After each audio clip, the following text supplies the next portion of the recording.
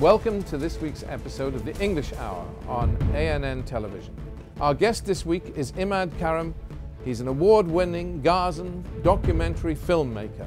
His films focus on forgiveness, peace building and reconciliation. His latest film, Beyond Forgiving, tells an inspiring story of forgiveness and reconciliation from South Africa between a white Christian woman and a black atheist man who ordered the killing of her daughter during apartheid.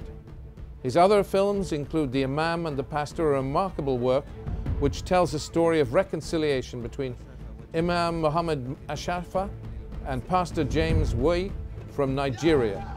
Dr Imad Karam is also head of international relations at Initiatives of Change, an organization that works for world peace through personal transformation.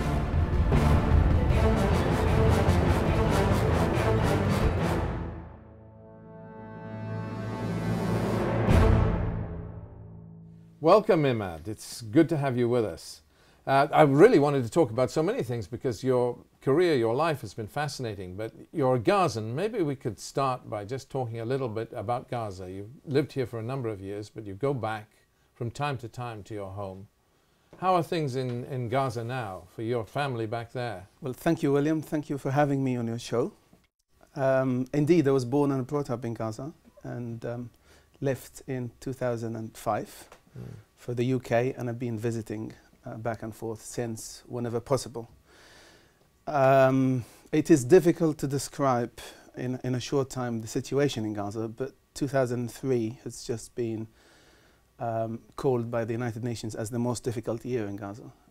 The world may not notice that, but 2003, 2013. Yeah, 2013. Last year, 2013, has been the most difficult year from a humanitarian point of view. The blockade in Gaza, the situation in Egypt, and the severity of the Israeli blockade more recently, especially on building blocks, has made life more difficult for the ordinary citizens who in the first place do not have the right to move, the right to movement. This is, I mean, this is obviously a consequence of the politics of Gaza. I guess partly a consequence of the Egyptian counter-revolution with the coming back of Sisi and the change in rule. I mean, Gaza, I guess, miscalculated or backed the wrong horse in the aftermath of the Arab Spring. Is that a fair thing to say? I mean, the Arab Spring has played hard on Gaza? I'm not sure I would describe it as such. The immediate impact of the Egyptian situation on Gaza has been extremely unfortunate. The people of Gaza are hostage to the political and geopolitical changes. As it happens, the regime in Gaza is on the wrong side of the regime in Egypt at the moment. Hamas. Yes, Hamas and the current regime in Egypt. So the tunnels, who have been the alternative to bring in food and supplies to the Gaza population and keeping the economy going, have been almost completely stopped. Now, the situation in Sinai meant that the border with Egypt has been closed for the last months, which made the humanitarian situation much more difficult. But to your point on the Arab Spring, there is no direct impact. It's really Gaza is very much controlled by what happens in Egypt and in Israel. And Israel is a constant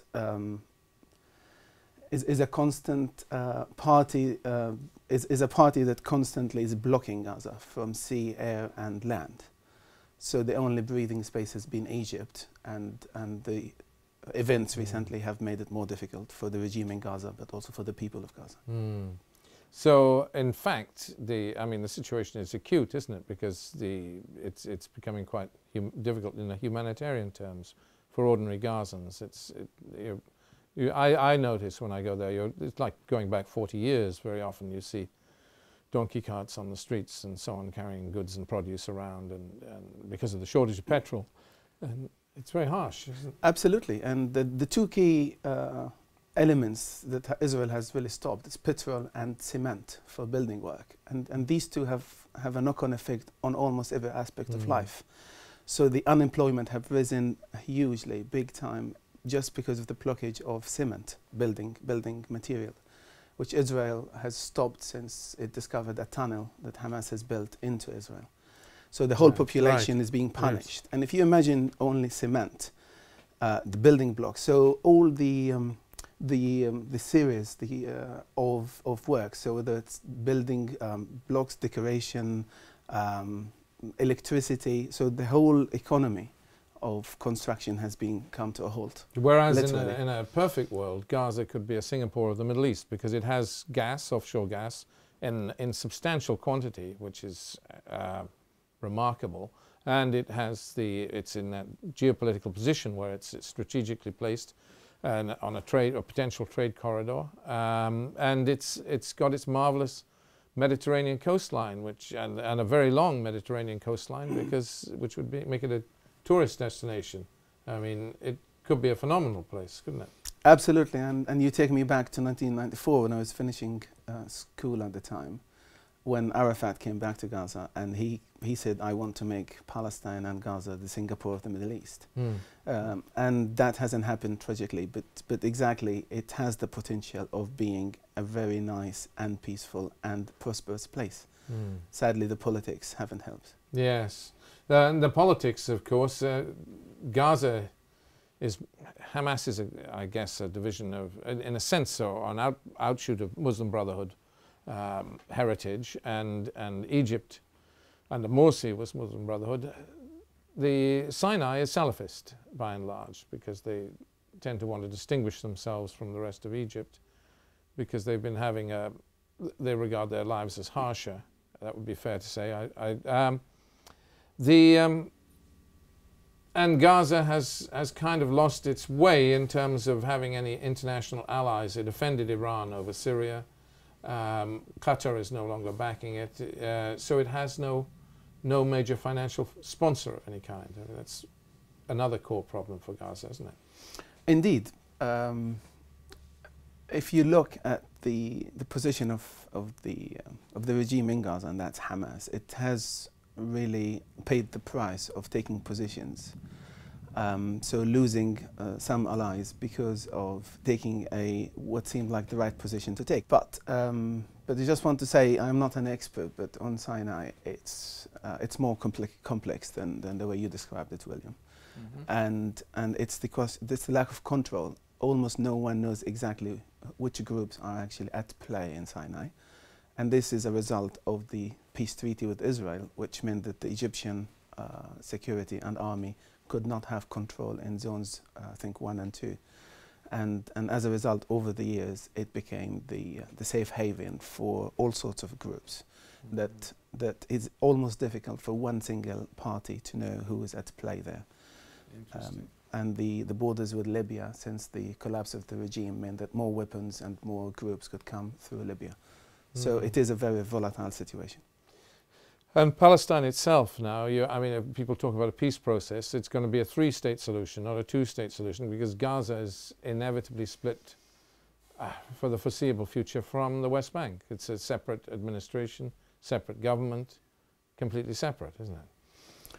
It depends how you look at it, but I'd like to think not. I'd like to think it's not too late for the Palestinians to bridge the divide, the internal divide. I think it's been a failure of leadership on both sides of the Palestinian divide. I think it's really serving Israel quite well, keeping this divide. The latest is that there's a delegation to go from the West Bank to Gaza to prepare for reconciliation. And it's things like they have asked for permission to come in or they haven't. So politics is still playing at national interest expense. But I'd like to think that Palestinians can bridge the divide. Israel has imposed a geographical divide, but it is in the hands and the responsibility of the Palestinians to go beyond party and ideological divides and go into national interests and national unity. Fascinating. We come back to the issue of Gaza, but you're talking about bridging divides. Your filmmaking is very much focused on exactly that, on bridging divides between peoples, between cultures, and some of your films have been particularly remarkable. I know that the Imam and the Pastor, which was about a situation in Nigeria between two communities that were in conflict. one Muslim, one Christian.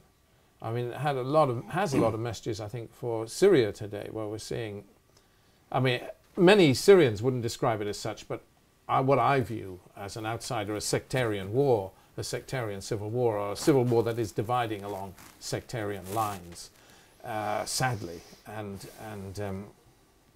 maybe that's unfair, but nonetheless, your work is exactly about reconciliation between different cultures. Tell us a little about why you started doing this kind of filmmaking. Well, the journey started with the global divide between the Muslim world and the non-Muslim world, and coming to Britain and experiencing life in the West, I felt I wanted to be part of something that's positive, that can show that Muslims and Christians can live together. And I teamed up with others who wanted the same, and we found eventually this beautiful story from Nigeria. So it's really a case study, but my drive was to show that it is possible to build bridges across the divide. It is possible for Muslims and Christians to find unity after death and destruction. It is not the utopian image of, yes, Islam is peaceful and Christianity is peaceful and let's love each other and live together from a theoretical point of view, but an example of where people have been killing each other, have actually hurt each other, and they've realized that this was the wrong way and that they go back to the roots of their religion and find their way forward.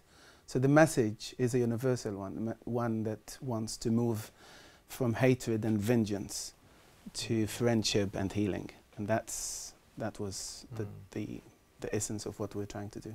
And there's a lesson in this, I think, for everybody, because you're talking about something that goes on beyond the concept. I mean, in Gaza, a lot is said about hudna, the concept of a truce, the concept of a peace that's really a cessation of hostilities, where you still feel anger for the other. Your work is beyond that. Your work is talking about true reconciliation, where you are trying to build harmony between communities who actually will live together. That's quite a different dynamic. Absolutely, and if you look at my latest film, Beyond Forgiving, and the title, when we chose the title, it's to go beyond forgiving. So it's not just to reconcile and say, okay, I forgive you, and just go on I don't want to see you, okay, you've hurt me. It's actually to put hands in hand and work together for the better of the world. And this story from South Africa shows that. So the mother, the victim who's lost her daughter, is putting her hand in hand with the man who ordered the killing. And they're going out there to help others follow their path and move beyond vengeance and hatred. And so absolutely, we are hoping to go to, the whole William is to inspire. We don't know who will be inspired, who will be touched, but our hope is to expose these stories, these case studies to the world, and where there's a need, these stories will go. The concept of beyond forgiving is actually quite interesting, and I'm really touched by that. The idea that the two people who actually have every reason to hate one another. I mean, you're talking about a mother who's seen her daughter killed, and then she meets and faces and befriends the killer, or essentially the man that ordered the killing of her daughter. It's a remarkable story. What is particularly remarkable is the very concept of something that is beyond forgiving, that you cannot forgive that person, but you can still befriend somebody who's committed an act which you can never forgive, because it's unbelievable what has been done. Very direct parallel with, or a direct message, if you like, for those in Syria today, I would think. What are your reflections? I mean, can we draw that analogy? Can we say that this is something that would work in modern Syria, this concept of being beyond forgiving? Absolutely. I would like to think so. But essentially in Syria you want to stop the bleeding. So it's tragic and traumatic just to see the killing every day and what's happening and destruction in Syria. So before we even reflect or think of reconciliation and forgiveness and healing, we want to stop the war. We want to stop the bleeding, as I like to call it. Once that is on, any political settlement will not at all be good enough. and will not. So that political settlement, in whatever shape it is, will need to be accompanied by national healing and reconciliation.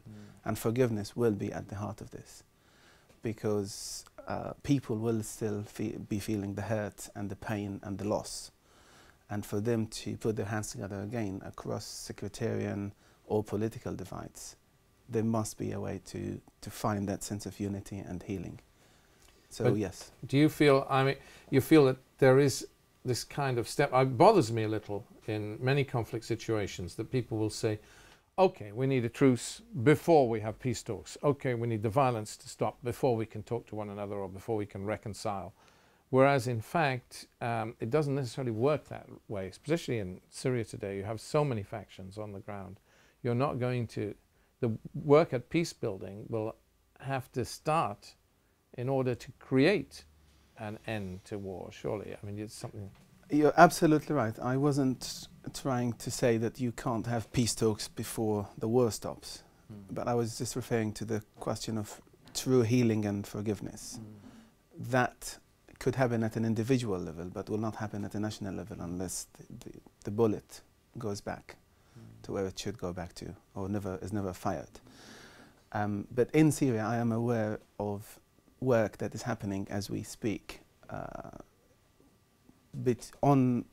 a community level, between people who are doing what is called peace circles. So there are people who forget about politics and negotiations and peace talks and all of that. On the ground, there are people in Syria who are trying to keep some humanity and some sense, and gathering in what I've come to know as peace circles in Damascus and other parts. So there is no, you cannot delay the peace work, you cannot delay the talking and the conversation. And the word and the talking should really supersede the gun and war. Are you, I mean, are you personally a pacifist? Would you describe yourself, or a man who believes in non-violence, as Gandhi used to put it? Because Gandhi didn't like the phrase pacifist because it could be used as an excuse for non-action, which he felt was important. I am not a pacifist. I prefer non-violence, but I would say something that I have learnt from our Nigerian friends, which is talk and sweat until you fill a bucket before you pick up your gun or your knife. So have we exhausted those options? Why this situation in Syria turned quickly into a military situation, into a military confrontation? I would have liked to see that was more popular uprising and taking more time, even if it was faced by repression from the regime. So I'm not a pacifist, and as a Palestinian, I am absolutely with the right of resistance, and we do have the right to resist, including all means. But which means is the right mean, and have we used non-violence in the right way? Have we had a national sense of a strategy and national unity?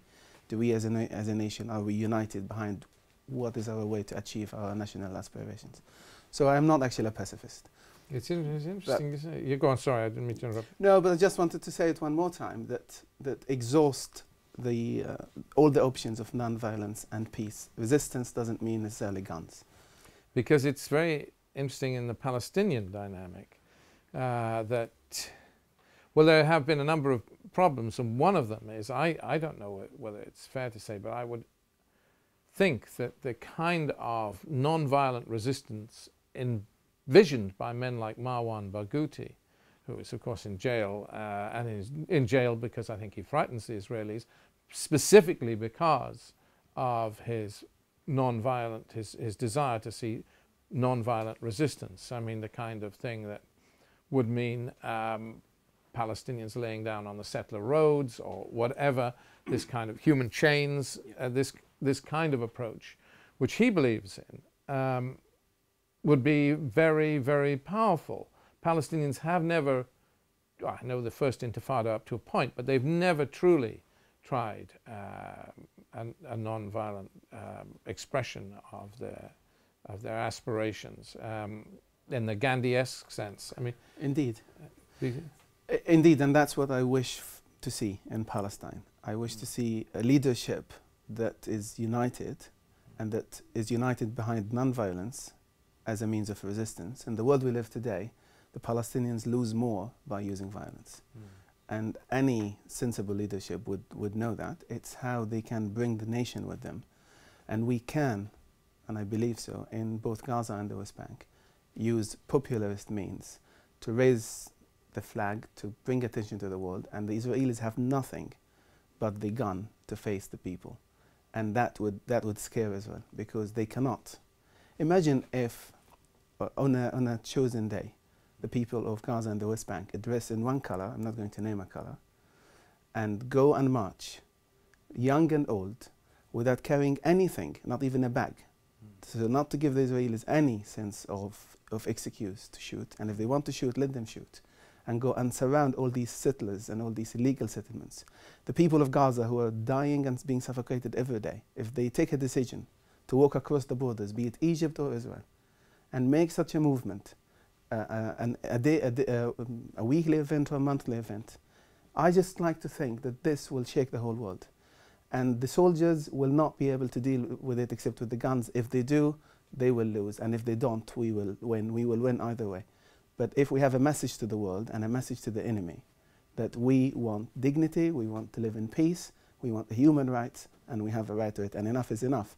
But again, the problem as I see it is a failure, is a leadership failure on the Palestinian side across the spectrum.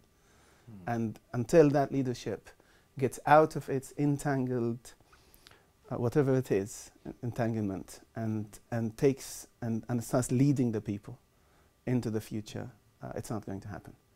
But it might happen by the people, but the people do need leaders, and it might be a new generation of leaders who may have to do this. Remarkable. That's an inspiring statement. And in the aftermath of, I keep jumping around in this conversation, I'm sorry, Imad, but in the aftermath of war and conflict, are you a believer? There is so much. One of the problems is the word justice, because people will use the word justice as a word meaning retribution instead of fair play, which is the aspect of justice we all need to see. We can never turn the clock back. I mean, you can never. How can the Palestinians ever be compensated for the suffering they've been through? So you can never turn the clock. There can never be true justice. But one way around the natural desire for retribution in post-conflict situations was the South African experiment. I'm talking about Truth and Reconciliation Committees. There were those in Iraq that wanted to try that after the fall of Saddam, but the Americans stood against it, and it was defeated as a concept, or at least the defense secretary stood against the idea. But do you see that as a way forward in post-conflict scenarios in Syria, for example? Potentially it's one way forward. It may need to be adapted or adjusted to the local situation. So Syria is not South Africa. So you will just have to take the learnings, to take the process and adapt it to the local situation. For me, an extremely important tool is apology, and that's really needed. You cannot bring back someone you've killed, bring back to life. But if you're actually apologetic about it, if you're sorry, if you realize that I had my reasons, but I am sorry, and if I can go back, I will not do the same. That can help get a sense of justice, a sense of, it helps heal. But if people feel they're a victim and the perpetrator is in denial or is not apologetic or sorry about what they've done, it doesn't help. But I believe that cultures are different, and so every context is different. And it needs to be extremely sensitively dealt with. And South Africa has been a successful example, but it just needs to be adapted to the actual situation where it's needed. And very much in Syria, it is going to come to a point where instead of justice by trial, which may have to happen for certain people, it's justice through apology, reconciliation, the truth, because everyone wants the truth, and responsibility. But it has to be packaged. Very interesting and very principled. You have, I mean, maybe it's a good point to talk about the other hat you sometimes wear. You're head of, I think, international affairs for an organization. You're on the international committee of an organization called Initiatives of Change, an organization that believes in personal transformation leading to reconciliation and peace. Is that's a fair way of putting it? And it's an organization that has at its heart a philosophy on which it was founded years ago, which was this concept of moral rearmament. It's changed its name as an organization now. In fact, perhaps it's unfair to call it an organization. The older members of this organization, I'm doing it again, but like to regard it as a movement, because it has a spiritual dynamic. They have quite a harsh creed: absolute love, absolute selflessness, absolute honesty, and absolute purity. So it really is quite a radical creed that this body this movement subscribes to. I mean, do you believe your life is based on those kind of principles? Is that how you approach it? Thank you, William. Let me just say that yes, Initiatives of Change is a worldwide movement and of people of diverse cultures and backgrounds who are committed to the transformation of society through personal transformation. Indeed, your president is a Muslim, isn't it? Yes, yeah. a Muslim from Egypt, yeah, and Britain. Now, to your question, yes, I'd like very much to think that I follow the philosophy of Initiatives of a Change, that change starts with me. And when I was first introduced to those moral standards, as we call them, honesty, purity, unselfishness, and love, I thought these fit perfectly with who I am and my Islamic teaching, and I have nothing to change, I'm fine. But then I was told, actually, this is an exercise that you do with yourself. You take time in silence and you reflect on your life and you use these as measures. So have I, and it's between me and myself, have I deceived somebody? Have I borrowed something from somebody and never returned it? Have I hurt somebody and I really need to tell them the truth and how I feel about it and apologize to them? Is there someone in my life that I would like to start think that I can forgive because they've done a silly thing against me or a big thing?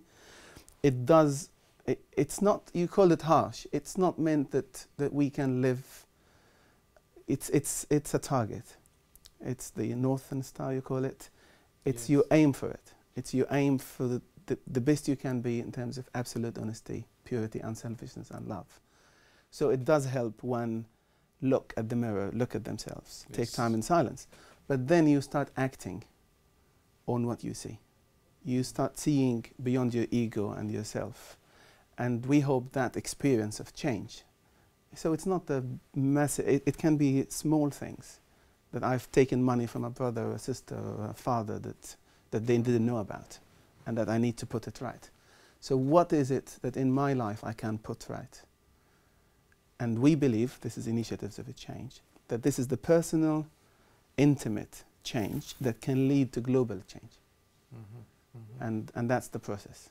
So it's, and the philosophy is you have to be and to live the change you want to see in the others. I get to know William and I want to change William. Mm-hmm. I don't like your beard, you know, shave it, William. But yes. It's really what do I want to change in myself? Mm-hmm. I can only start with myself, and maybe you will follow if you're inspired. Would you call this, I mean, this, I presume, or at least I'm making an assumption here, but this philosophy is one for people of all religions and none. It's because, in a sense, Gandhi used to talk about listening to the inner voice, but you would subscribe to the idea that it is not necessarily God-based. Is that fair, or is that? It is fair, as an Initiatives of a Change today is open to all. Mm. But 70 years ago, it was very much faith-driven, God-driven, and that was the time, that was the situation at that time. But today, Initiatives of Change is open to all. But these are the principles and the philosophy that we feel anyone can subscribe to and can bring a change, regardless of what faith or color or any other background they come from. Mm-hmm. It's wanting to experience that self-reflective change and wanting change in society, starting with themselves. And so this is, in a sense, the philosophy that underlies your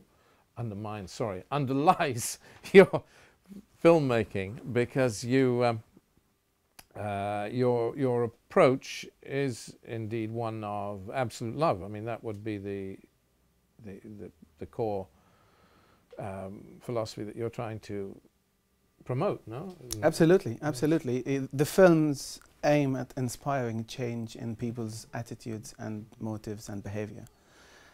It does not change them or aims to change them directly. It's to create the space to reflect, and to think, okay, well, if this woman can do this, why can't I forgive William for not giving me my pin back?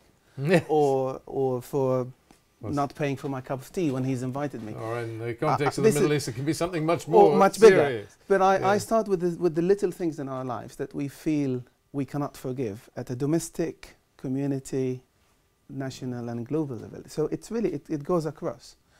But if in such a dire circumstance that we can be inspired, so why can't we do it in our own lives, in our own circumstances?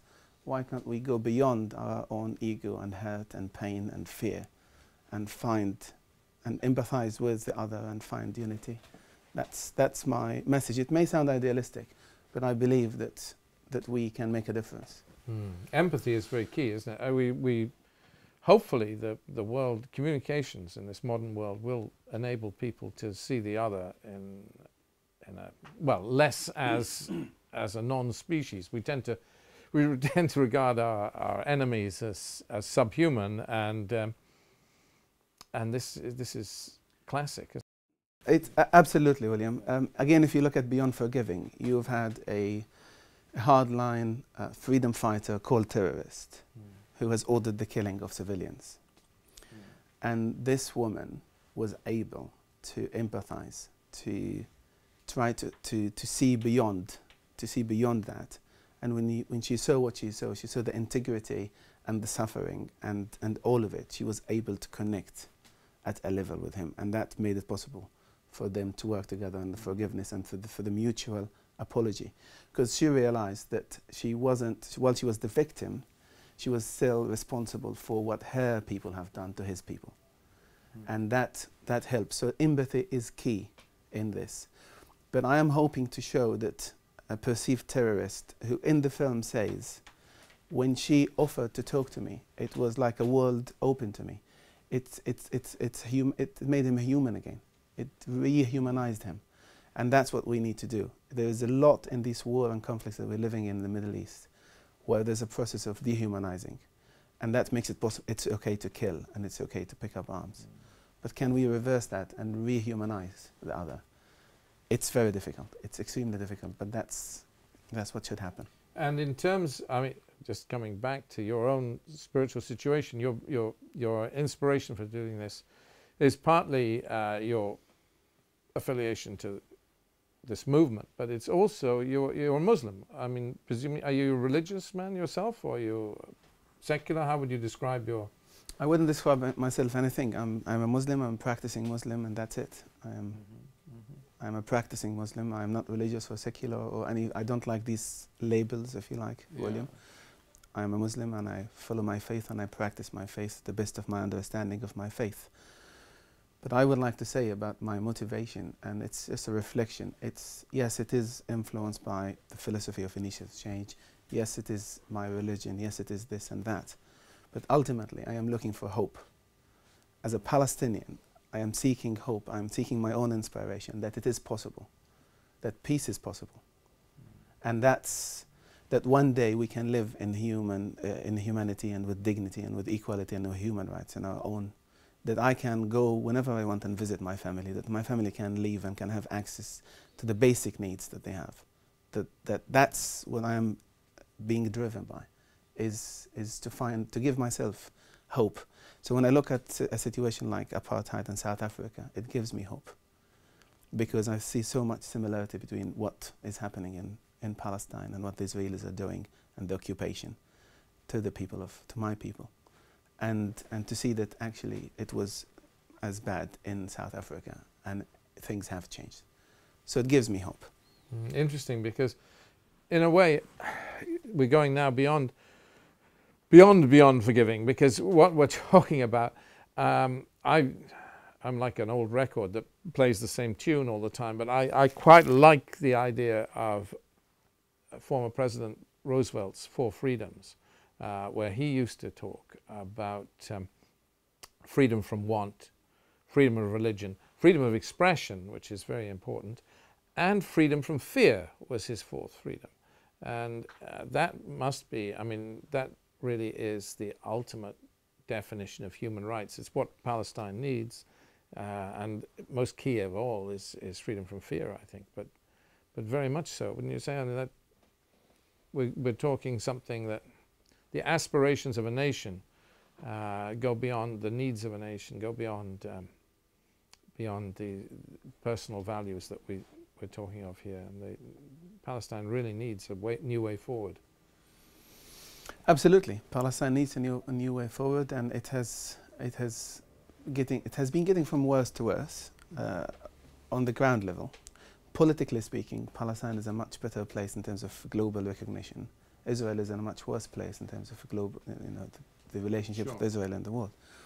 But effectively, it's the Palestinians who are hurting day to day, and Israel is not hurting. The Israeli people are not hurting day to day, and that makes it much more difficult for the mediators to bring them to a settlement. But effectively, we do want a situation where both Israel and Palestine are fear-free and hate-free, and want, greed-free, and that's the aim. Because and in fact it's Gaza that's particularly hurting, much more so than the West Bank. I mean, Gaza is feeling real pain, economic pain as much as in a dramatic way.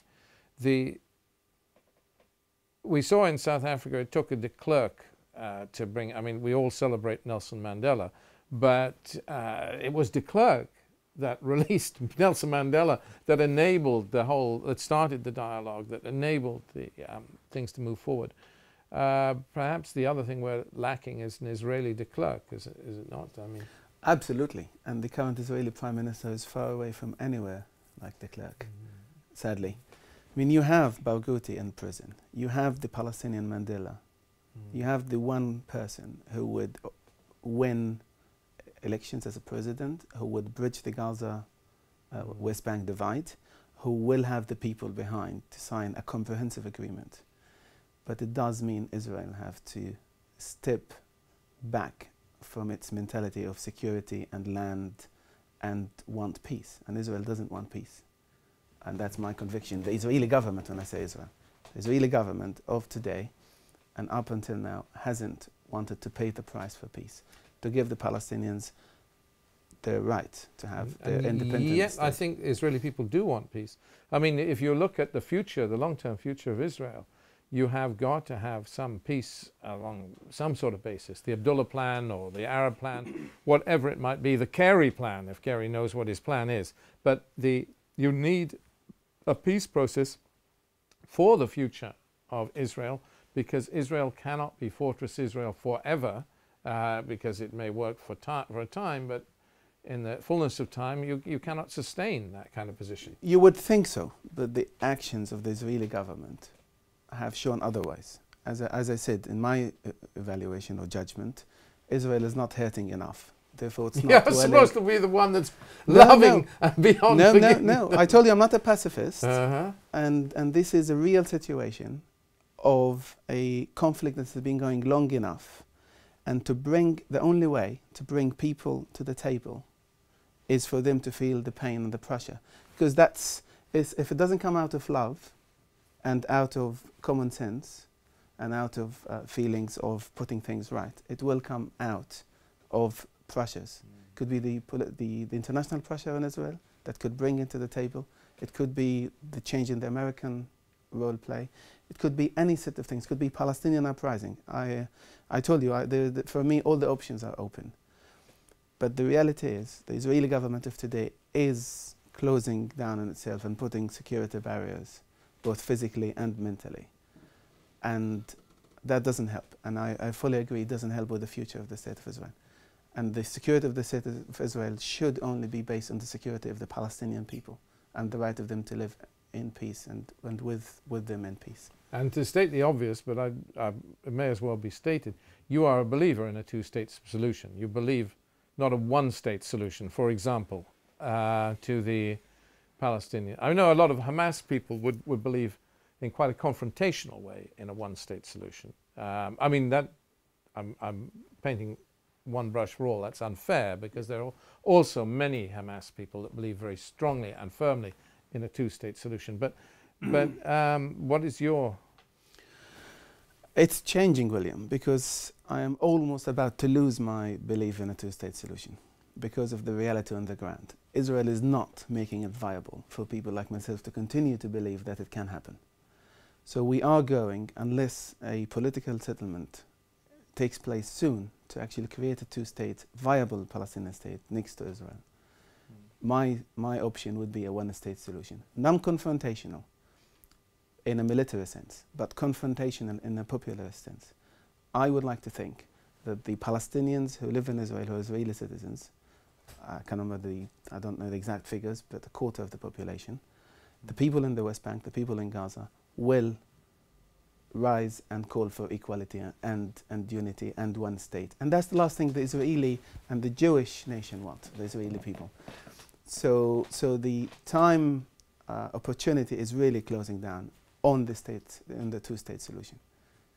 I hope I've made my position clear, but I do still feel that the two-state solution would be the right and the more realistic situation to get to a place where both parties can enjoy peace and the future generations could come back together in one nation or not. So basically, your two-state vision is the kind of vision that's embodied in the Arab Plan, or yes, yes, yes. And you feel the world is active enough? I mean, we do see this Kerry initiative, as such as it is, and all credit to the man. It's his one chance as Secretary of State to do something, and he's chosen to try and do something on the Palestine-Israel question.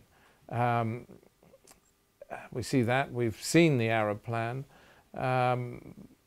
Of course, the world is distracted by the tragedy of Syria and by other problems, Iraq, Afghanistan, and so on. And the Iranian issue is certainly a distraction. But do you think the world is doing enough on Palestine and Israel? I don't think so, but partly because the world is preoccupied with so many other things. I mean, the situation in Crimea, the situation in Syria, the whole Middle East is, the situation with Iran. So all of these things are taking away from their attention. But I do I am with the view that Kerry and the United States at the moment are more serious about a peace settlement than the Israelis or the Palestinians for that matter. And at the moment, both parties somehow want the negotiations, but don't want the negotiations. So it's interesting to see how this all is going to pan out and whether the Americans, I doubt that they will succeed. That's my view. But how it will end, whether in failure, whether in a serious consequences where the Palestinian Authority, already threatened by Israel with action, will dissolve itself, whether the Palestinian president will run to elections and to unity with Gaza and Hamas. It'll be interesting to see what's going to happen. I mean, presumably, it's interesting you say both parties, because I certainly have noticed, at least I assume there has been quite a reluctance on the Palestinian side for some years to move towards a peace process. There was the giving the Israelis a veto on peace when they said we cannot have peace talks while there's settlement building. An interesting move because it means you're off the hook, because you don't have to negotiate, they don't have to negotiate. We can just build some more settlements and there is no room for any peace. It gives the Israelis a chance to kick peace down the road, and it gives the Palestinians a chance not to confront an awkward situation. But the present leadership of Palestine is now very old. Indeed, I mean, old. You're talking older than me, so we're talking seriously old. I mean, do you think we can go? Do you think Palestine can make peace without elections that bring forward a new generation in leadership? Is that possible? Is it possible? I I doubt it. I do feel that we do need a new leadership in Palestine. But because of the severity of the situation between Gaza and the West Bank, which is convenient for Israel, we do need a leader that can bring back the nation together. And I can't really think of anyone else apart from Barghouti, who does have or will have the command and the support of the people to lead both in terms of national unity and in relation to Israel. He is the equivalent of Mandela. He's the one who speaks Hebrew. He's the one who has been in prison. He's the one who says, I want peace. And he wants a two-state solution peace. Why Israel isn't releasing him?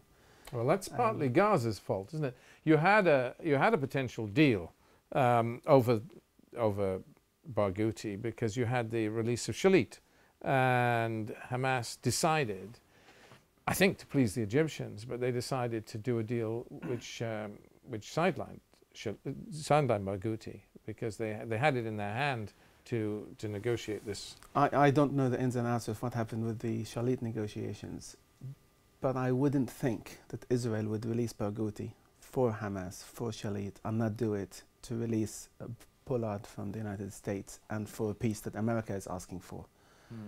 I would put the question, would Israel have released Barghouti? Yes, Hamas has asked for him and his name came out. Regardless of what the Palestinian Authority and Ramallah wanted, would Israel, that's the question, would Israel have released Barghouti? Did Israel want to serve Abbas at that point? Why don't they serve him today? So I wouldn't go as far as saying it's the fault of Gaza. I think Israel and its intentions, and I am very much doubting that the current Israeli government has the political will, nor the courage, to lead the Israeli nation into peace with the Palestinians.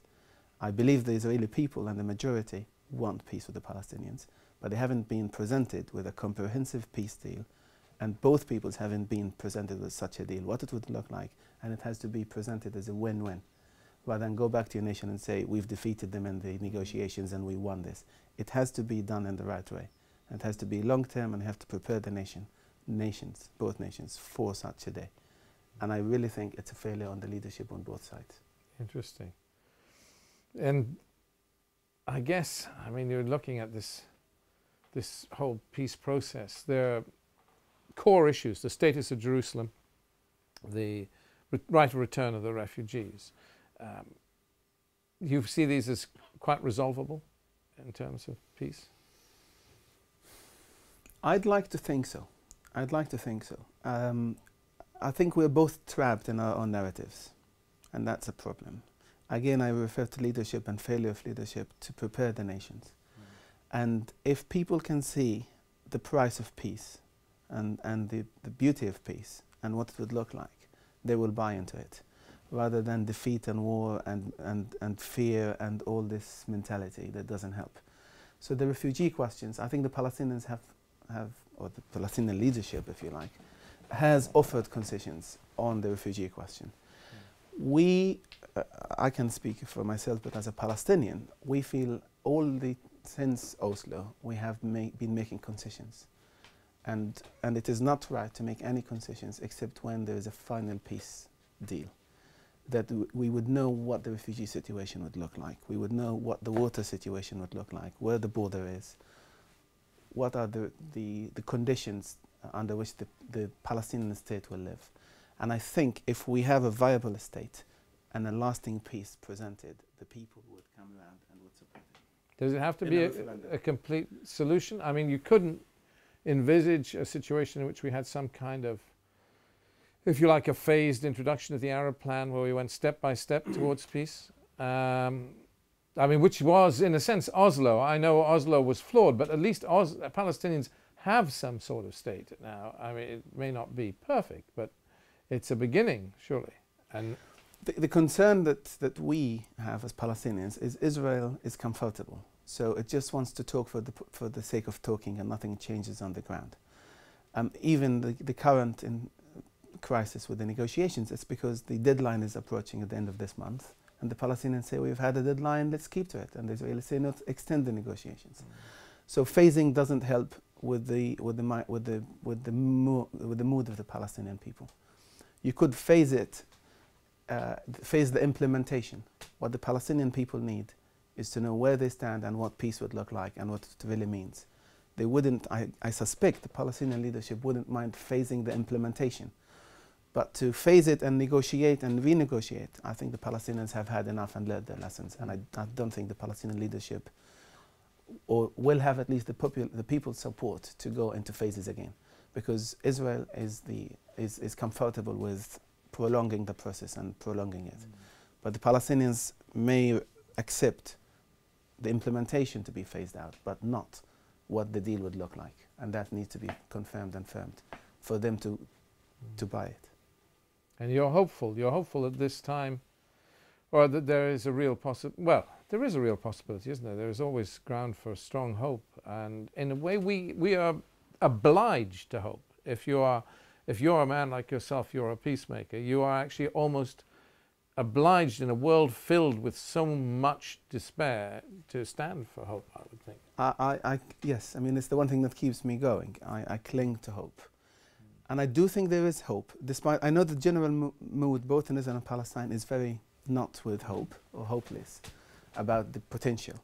But you do have a situation where Hamas is weak, where Egypt is changing, where the Palestinian Authority and Abbas want to leave with a legacy. And that legacy would be one of two: either a peace deal that is comprehensive and Abbas will retire happy, or he will find it hopeless with Israel and he will retire with at least having achieved national unity and saying no to Israel and achieving some international status for Palestine. So which way it's going to go, or a whole new way, I don't know. But I'd like to think there is a glimpse of hope. Interesting. Perhaps you have I mean, it's unfair, but maybe you have a role, because the one arena, or one key arena you haven't made a film about is your own homeland, really, isn't it? I mean, your own Israel-Palestine rapprochement and the peace situation there. I hope I can make a film one day that could inspire and help with the situation. The reality is difficult. The movement, as a citizen of Palestine from Gaza, I'm not allowed anywhere else but Gaza, and Gaza itself is blocked at the moment.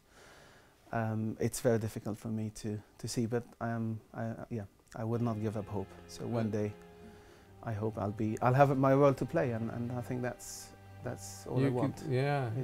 Is to find my way to make a difference to my own nation and my own people. Yeah. Well, I do hope you achieve that. Really, an inspiring man to meet. Imad, you're a real inspiration, I think, to the world, and I hope your work progresses and goes on. And God bless you in all that you've done. Imad Karam, thank you very much for being with us on ا.ن.ن.